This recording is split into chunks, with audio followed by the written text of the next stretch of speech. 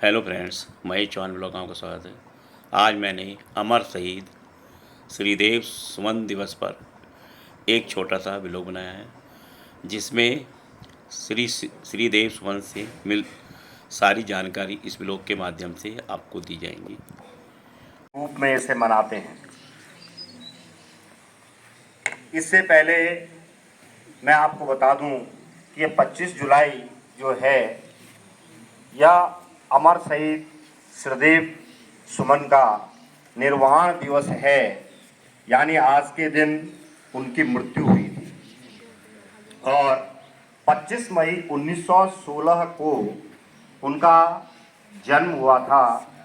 इनका जन्म जो है वह टिहरी जनपद के पट्टी बमुंड के जौल गांव में इनका जन्म 25 मई 1916 को हुआ था। इनके पिता जो थे हरिराम वैद्य, वो वैद्य का काम करते थे और गांव में जहाँ कहीं किसी को ज़रूरत होती थी दवाई की, कोई बीमार रहता था तो ये उनको दवाइयाँ देते थे और उनका इलाज करते थे। अपने क्षेत्र में बड़े फेमस थे और वैद्य जी के नाम से मुख्य रूप से जाने जाते थे। इनकी माता का नाम तारा देवी था और ये बड़ी धार्मिक और सहिष्णु विचारों की महिला थी। तो माता पिता के गुण इनमें मुख्य रूप से आए। इनमें इनके जो परिवार जो था उसमें ये मुख्य रूप से 3 भाई और 1 बहन थे। 3 भाइयों में सबसे छोटे थे।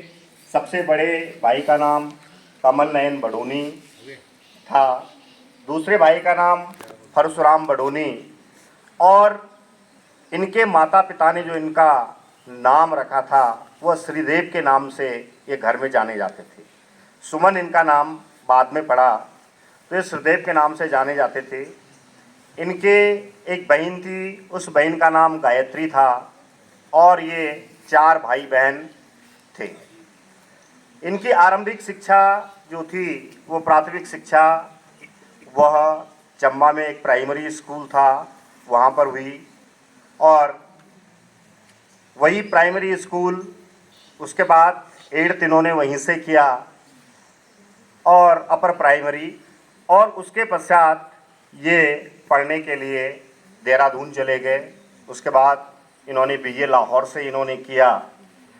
तो वही चंबा का वह प्राइमरी स्कूल आज राजकीय इंटर कॉलेज चंबा के नाम से जाना जाता है और उसका नामकरण श्रीदेव सुमन राजकीय इंटर कॉलेज चंबा कहलाया जाता है।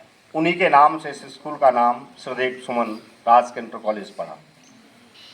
तो प्यारे बच्चों, माता पिता के संस्कार, परिवार के संस्कार इस बच्चे के अंदर थे।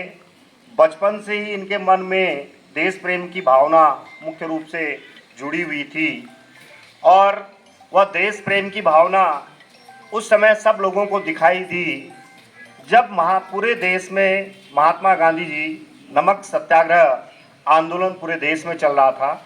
उसी नमक सत्याग्रह आंदोलन के तहत देहरादून में भी एक रैली निकाली गई और उस रैली में यह बालक जो था उस समय इसकी उम्र 14 वर्ष थी और 14 वर्ष का यह बालक उस भीड़ में भारत माता की जय के नारे मुख्य रूप से लगा रहा था।